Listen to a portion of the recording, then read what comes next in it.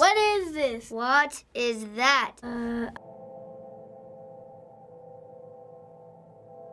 It looks cool. It's huge. It's very huge.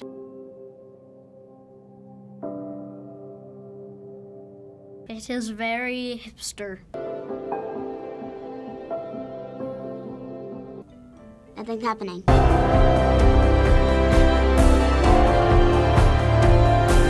That's mind-blowing. Now it seems kind of worthless.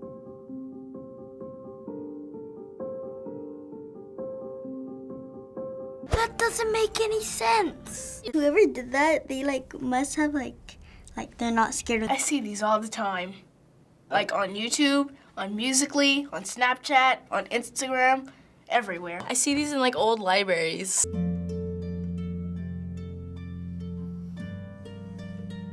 I have no clue what year this is from, but I feel like this is before I was born. Yeah. Just so bad. I doubt anyone learned anything from this. A lot of older people will watch this video and say, oh, look at this.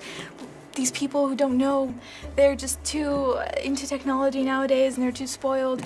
Well, I'm sorry, okay? It's not my fault. I was born after this.